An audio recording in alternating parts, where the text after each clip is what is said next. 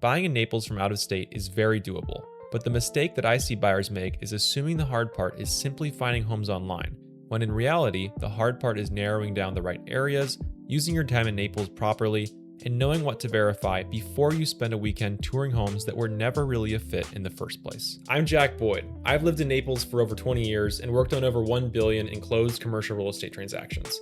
So my goal here in this video is just to help you avoid the types of mistakes that buyers only often recognize after they spend time touring. For most buyers, getting into Naples is straightforward, either flying into RSW or the Naples private airport. But I wouldn't make airport distance the entire decision. Being close can be a real advantage for certain communities, especially if you're coming in and out often. But that doesn't mean that you should rule out places further south or further west if the lifestyle is a better fit. The bigger question is this: once you're here, how do you actually want to live? And that's where out-of-state buyers need to be careful, because when you're not local, it's very easy to start with listings. You look online, you save homes, compare photos, and maybe even send a few properties around. That's totally normal. But Naples isn't the type of market where the house alone tells the full story. The home matters, of course, but the community, location, club structure, maintenance level, and day-to-day routine can matter just as much. Because a beautiful home in the wrong community can still be the wrong fit. If you're trying to decide between private golf, beach access, boating and waterfront, or large private estates, those are completely different searches. So before you tour anything, the first job isn't to find every possible listing. The first job is to narrow down the lifestyle. The way that I like to think about these is in a few simple categories. Private golf and club living is one lane. That buyer usually wants the club to be a major part of their Naples experience. Beach, coastal, and walkable living is another lane. That buyer may care more about being closer to the Gulf, dining, shopping, or the older coastal neighborhoods. Boating and waterfront is another lane. That search has its own set of questions around water access, bridges, dock setup, insurance, elevation, and how the property actually supports the way that you boat. Then there's estate privacy. That buyer may care more about land, privacy, space, and less of a structured club environment. None of these are better than the others, they're just different.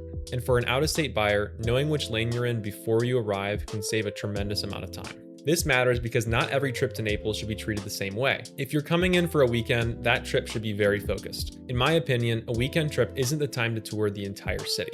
It's the time to test 1 or 2 communities that already seem like the best fit. You can usually learn a lot in a weekend if the preparation has already been done.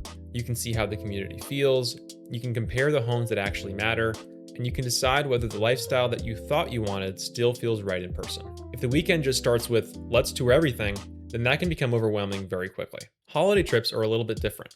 A lot of buyers are in town around Thanksgiving, Christmas, New Year's, spring break, or long weekends. That can be a great opportunity to tour, but it's usually not the only reason that you're here.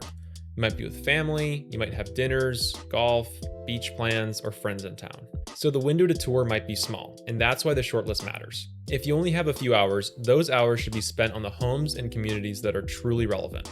Not on properties that look decent online but were never really aligned with how you wanted to use the home. Then there's the buyer who's here for part of the season. Maybe you're renting, staying with friends, or just testing Naples before making a more permanent decision. And that's the easiest situation because you have more time. But even then, the same principle applies. More time doesn't always mean more clarity. Sometimes more time just creates more options. You can see a golf community one day, a beach condo the next, a boating home after that, and then a larger estate property later in the week. All of them might be appealing. But the question isn't simply, do I like this home? The better question is, does this fit how I'm actually going to live when I'm here in Naples? And that's why deal breakers matter. I would separate deal breakers from preferences. A preference is something that you like, whereas a deal breaker is something that should eliminate a property before you ever spend time touring it. A few examples would be the following.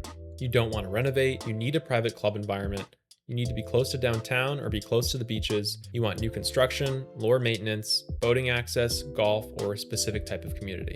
You don't need to know every detail perfectly, but you do need to know the things that would make a property a clear no. Because when you're flying in from out of state, every showing should have a reason. The best out-of-state searches usually start with the community fit first and property fit second. And that doesn't mean the house isn't important. Of course it is. But in Naples, the community, location, maintenance level, club structure, and daily routine can matter just as much as the home itself. You can always change finishes, update a kitchen, and improve landscaping, but you can't move the property. You can't make a golf community feel like old Naples, you can't make a boating neighborhood feel like a private club, and you can't make an estate property feel like a walkable coastal condo.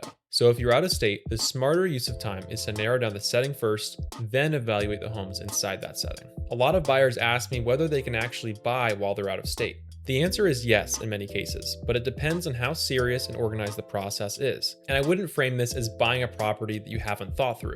That's not the point. The point is that a serious buyer can do a lot before ever getting on a plane. You can review communities, you can narrow the right lifestyle lane, you can study the right listings, and have floor plans, disclosures, HOA details, club questions, and insurance considerations reviewed before you're physically here. If the right property shows up, then you can evaluate it from a distance, quickly fly down, and see if it makes sense to move forward. That's very different than waiting until you're in Naples and starting from zero.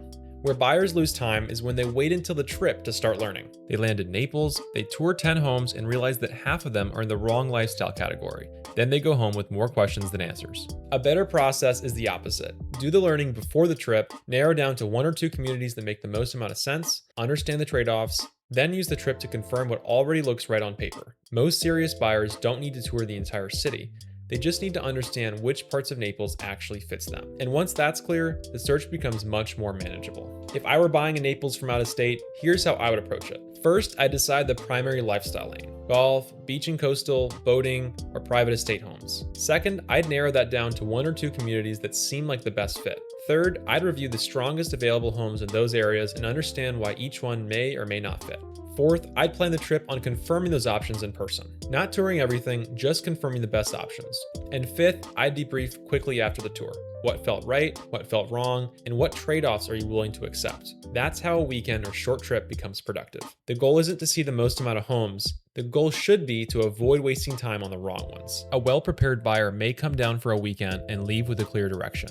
You know the exact community that you want, you know which product type fits you, and you know which trade-offs you're comfortable with. And if the right property comes up later, even when you're back home, you're in a much better position to evaluate it. And that's the real advantage of preparing before you arrive. If you're seriously considering buying in Naples, whether that's in the next few months or closer to a year from now, the best place to start is boydre.com/buy. From there, you can go through a short buyer profile, and within 48 hours, we'll send you a custom video overview based on your criteria, timing, and the areas that fit best. So even if you're still early, it gives you a clear starting point before making any trips down to Naples and touring the wrong areas.